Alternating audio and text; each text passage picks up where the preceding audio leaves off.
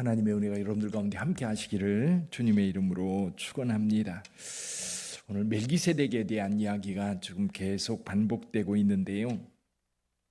이 멜기세덱 누구죠? 멜기세덱은 구약 성경에도 창세기 14장과 그리고 시편의 한 곳에 등장합니다. 구약 성경에도 사실 멜기세덱에 대해서는 자세하게 나와 있지 않습니다. 자, 아브라함이 이제 가나안 땅에 들어가서 살고 있을 때였습니다. 그리고 롯과 그 조카 롯과 그리고 아브라함의 종들이 서로 갈등을 갖게 되었을 때에 아브라함이 롯에게 이야기합니다. 너는 나를 떠나라. 내가 좌하면 나를 우하겠고 또 내가 북으로 가면 내가 남으로 가겠다. 내가 먼저 선택해라. 그렇게 얘기했을 때 롯이 이 푸른 들이 있는 그 소돔 그 지역을 선택합니다. 소돔성에 가서 거하게 되지요. 근데 저 북쪽 신할 평원에 있었던 이 다섯 왕, 네 왕과 그리고 이 아라바 계곡이라고 그러죠. 소돔, 고모라, 소알 그 지역에 있는 다섯 왕들하고 전쟁이 벌어집니다. 이때에 이 아라바 계곡에 있었던 소돔성, 고모라성, 소알성 이런 성에 있었던 다섯 왕이 패배를 합니다. 그래서 그들이 다 포로로 잡혀가는데 그 중에 포로로 잡혀간 사람이 있었지요. 누굽니까? 아브라함의 조카 롯과 그의 가족과 그의 모든 재산이었습니다. 근데 이 소식을 아브라함에게 전했을 때 아브라함이 자기 집에서 길리고 훈련된 이 종들 318명을 데리고 추격합니다. 네 왕과 이제 전쟁을 하는 거지요. 근데 아브라함이 그들이 이제 편안하게 있을 때 기습을 해서 그들을 물리치고 그리고 포로로 잡혀갔던 사람들 빼앗겼던 재물들 다 되찾아가고 가지고 돌아올 때에 살렘 왕이었던 멜기세덱의 그 영접을 받습니다. 멜기세덱이 그 떡과 포도주를 가지고 마중을 나와요. 마중을 나와서 아브라함을 축복해 줍니다. 그러니까 아브라함이 자기가 탈취한 모든 것의 11조를 이 멜기세덱에게 바치게 되지요. 그 얘기를 지금 여기서 하고 있습니다. 그러면서 그 멜기세덱에 대한 이야기를 몇 가지 덧붙이고 있습니다. 자, 우선 멜기세덱이 아브라함에게 축복했다. 그 뜻은 뭐냐면 아브라함보다 더 높은 자였다라고 하는 거지요. 그러면서 또 한 가지는 아브라함으로부터 11조를 받았다는 얘기는 이 아브라함이 제사장이었던 멜기세덱, 영원한 제사장이라고 말하고 있는데요. 하나님의 거룩한 제사장인 멜기세덱에게 11조를 바쳤다고 하는 것은 율법을 따라 그에게 이제 복을 받으며 뿐만 아니라 그를 섬기는 자의 자리에 있었다는 거지요. 그러면서 3절에서 이런 얘기를 합니다. 아버지도 없고 어머니도 없고 족보도 없고 시작한 날도 생명의 끝도 없다. 그래서 멜기세덱은 영원한 제사장이라는 거예요. 영원한 제사장. 그러면서 아브라함과 이 멜기세덱의 이야기를 하는데 사실은 여기 히브리서를 쓴 이분이 하는 얘기가 뭐냐면 아브라함 이야기가 아니라 제사장 얘기를 하는 거예요. 레위 지파 제사장들, 이스라엘 백성들의 입장에서 보면 이 제사장들은 백성들을 위해서 하나님 앞에 나가는 자이기 때문에 그들을 존경하고 귀히 여깁니다. 그리고 백성들로부터 11조를 받아서 생활을 합니다. 그러니까 백성들이 있고 제사장들이 있어서 제사장들이 하나님 앞에 나가 제사를 드리기 때문에 백성들은 이 레위지파 제사장들로부터 축복을 받고 또 레위지파 제사장들에게 11조를 바칩니다. 이런 관계가 형성되는 거예요. 그런데 멜기세덱과 아브라함의 이야기를 하는 것은 아브라함이 멜기세덱에게 11조를 바치고 멜기세덱으로부터 축복을 받았다는 얘기는 레위 지파도 아브라함과 함께 멜기세덱을 섬기는 자였다는 거예요. 그러니까 멜기세덱이 이 레위 지파 제사장들보다 월등하게 탁월하게 높은 자리에 있다는 거지요. 그럼 멜기세덱이 말하는 게 뭐예요? 사실 멜기세덱은 예수 그리스도를 예표한다. 다시 말해서 예수 그리스도를 설명하는 분이라는 거지요. 구약 시대에 아브라함과 함께 했던 이 멜기세덱은 영원한 하나님의 제사장으로 세움받은 자다. 근데 예수 그리스도가 그렇다는 거예요.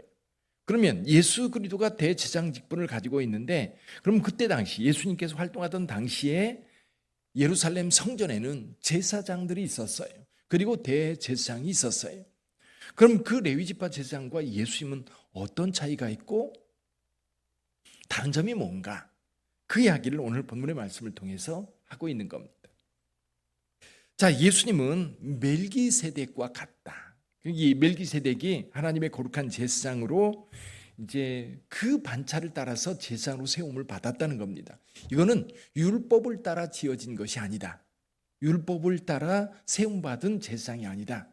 무슨 뜻이냐면 모세가 나중에 하나님으로부터 율법을 받아서 그 율법을 따라 레위 지파에서 제사장들을 세웠습니다. 그런데 이 율법은 결국 실패했어요. 왜냐하면 이 율법을 통해서는 구원받을 수 없습니다. 그래서 율법의 기능은 결국 사도 바울이 해석하고 있는 것처럼 율법은 우리가 죄인입니다 라고 하는 깨닫는 것이지 우리의 문제를 해결할 수 없다는 겁니다. 우리의 죄의 문제도 해결할 수 없고, 그리고 우리가 이 땅의 연약함에서 그리고 죄악의 문제에서 해결되지 못하고 여전히 죄 가운데 이 율법은 우리를 가둬둡니다. 그래서 율법의 기능은 뭐냐라고 할 때 율법을 통해서 우리가 죄인이라고 하는 사실을 깨닫는 거지요. 그래서 이 죄인이 구원받으려면 다른 방법, 하나님께서 하나님의 아들 독생자를 내어주셨을 때에 그가 우리의 모든 죄를 담당하시고 십자가에서 죽으셨다는 이 사실을 우리가 믿음으로 받아들일 때 그제서야 우리의 문제가 해결되는 거예요. 율법은 결국 문제만 제기를 했고 해결은 안 되는 거예요. 그러면 율법에 따라서 세워진 제사장의 역할도 마찬가지입니다. 이 제사장은 불안해요. 약해요. 왜냐하면 제사장이 계속 세워져야 되는 이유 중에 하나는 그가 일찍 죽기 때문입니다. 그가 영원히 이 제사장 직분을 행할 수 없어요. 그래서 제사장들을 많이 세워서 그들로 하여금 제사장 직분을 행하게 하였는데 결국 그들은 제한적일 수밖에 없다. 그래서 영원한 제사장이 필요한데 그 영원한 제사장이 누구냐? 예수 그리스도다. 그럼 예수 그리스도가 어떻게 대제사장이 될 수 있느냐? 멜기세덱을 봐라. 멜기세덱을 하나님께서 세워서 영원한 대제사장으로 세웠다면 그 반차를 따라서 예수 그리스도를 하나님께서 영원한 제사장으로 세웠다. 그래서 그 영원한 제사장이 되신 예수 그리스도께서 우리의 모든 죄를 담당해 주셨다는 겁니다. 여기 한번 읽어볼까요? 25절을 좀 한번 읽어보죠. 25절 같이 한번 읽어봅니다. 그러므로 자기를 힘입어 하나님께 나가는 자들을 온전히 구원하실 수 있으니 이는 그가 항상 살아계셔서 그들을 위하여 간구하심이라. 아멘. 예수님은 지금도 하늘 보좌 우편에 앉아 계십니다. 우리가 문제를 가지고 주님 앞에 나올 때 주님께서 이 모든 문제를 받아서 아버지에게 중보하시는 분. 그럼 제사장은 중보자입니다. 제사장은 중보자. 원래 제사장의 기능은 뭡니까? 백성들의 죄를 하나님 앞에 가지고 나가서 하나님께 용서해 달라고, 이 사람의 죄를 사해 달라고 간구하는 자가 제사장이에요. 근데 율법을 따라 세워진 레위지파 제사장들은 개인, 인간이잖아요. 그래서 여기 그 27절에 보면 27절에서 이렇게 얘기를 해요. 같이 한번 27절도 읽어보지요. 그는 저 대제사장들이 먼저 자기 죄를 위하고 다음에 백성의 죄를 위하여 날마다 제사 드리는 것과 같이 할 필요가 없으니 이는 그가 단번에 자기를 드려 이루셨습니다. 제사장들이 제사 직분을 행하기 전에 먼저 자기를 위해서 속죄제를 드려야 돼요. 그래야만 자기 직분을 행할 수 있습니다. 그런데 예수님은 죄가 없으시기 때문에, 죄가 없으신 분이기 때문에 자기를 위해서 제사를 드릴 필요가 없는 분. 그래서 예수님은 온전한 제사를 드릴 수 있다는 겁니다. 레위 지파 제사장들은 제한적일 수밖에 없는데 예수님은 영원한 제사장이고 그리고 완전한 제사장, 죄 없으신 분이기 때문에 우리 죄를 담당하실 수 있는 분. 그래요. 우리의 어떤 부분을 담당한다면 여러분 그 부분에 대해서 자유로워야 돼요. 예를 들면 이런 경우 있습니다. 자, 의사가 환자를 치료해야 되는데 의사가 병났어요. 그럼 그 의사가 환자를 치료할 수 있나요? 치료할 수 없습니다. 또 돈 있는 사람이, 은행이 사람들에게 돈을 빌려줘야 되는데 만약에 은행이 돈이 고갈됐다면 더 이상 빌려줄 수 없는 겁니다. 예수 그리스도도 마찬가지입니다. 인간 대제사장이 있는데 자기를 위해서 제사를 드려야만 하는 제사장이라고 한다면 극히 제한적일 수밖에 없다. 그 한계를 뛰어넘는 또 다른 제사장이 왔는데 그분이 바로 예수 그리스도고, 예수께서 자기를 제물로 드려서 우리의 모든 죄를 담당하셨고, 그리고 대제사장이 되어서 우리를 위해서 지금도 여전히 중보하고 계신 분, 그분이 바로 예수 그리스도라는 겁니다. 사랑하는 성도 여러분, 지금 예수님에 대한 설명을 쭉 하고 있어요. 히브리서 1장부터 예수님은 천사보다도 뛰어난 분이고 또 모세보다도 탁월한 분이며 또 제사 직분을 담당하고 있어 하나님 앞에 제사장으로 사역하고 있는 레위 지파 제사장들보다 월등한 분이다. 그들의 한계를 다 뛰어넘는 분이다. 저와 여러분들이 예수님을 믿는다고 할 때 예수가 어떤 분인지 우리가 신앙생활하면서 계속해서 알아가야 돼요. 그냥 예수 믿으면 구원받는데, 여러분 이 말이 우리를 구원으로 이끌지 않아요. 그냥 이거는 우리가 예수를 믿는 믿음으로 들어가는 문인 겁니다. 근데 그 문을 밀고 들어갔을 때 거기에서 그 예수 그리스도의 그 풍성함과 그리고 예수 그리스도의 그 탁월함과 그리고 예수 그리스도의 그 큰 사랑을 우리가 들어가면서 점점 경험해야 되는 거예요. 점점 더 크게 경험할 때에 우리가 그 구원의 은혜를 이 땅에서 누릴 수 있는 거예요. 예를 들면 예수 믿으면 구원받는다라고 하는 이 한마디로 내가 예수 믿었다고 할 때에 그 예수 믿는 사람들의 삶이 얼마나 풍성할까요? 얼마나 그 믿음으로 인하여 그의 삶이 행복한 삶이 될 수 있을까요? 우리가 예수를 알아가면 알아갈수록 우리의 삶은 더 넓어지고 넉넉해지고 더 평안해지고 더 능력 있어지고 더 영원한 삶을 향해서 다가가게 되는 거예요. 그 은혜가 여러분들에게 있기를 바랍니다. 그래서 히브리서 기자가 이 글을 쓰면서 너희는 아직 이거를 이해하지 못한다라고 하는 이야기를 반복해서 말하고 있는 이유 중에 하나가 뭐냐면, 이런 것들을 이해하지 못하니까 믿음이 자꾸만 흔들리는 거예요. 견고해야 되는데, 단단해야 되는데, 그래야 비바람이 몰아쳐도 흔들리지 않는데, 여러분 이게 너무 가벼우니까요, 태풍이 불면 태풍 불기 전에 바람만 조금 불어도 이리 흔들 저리 흔들 거리는 거예요. 우리 믿음이 흔들리면 안 됩니다.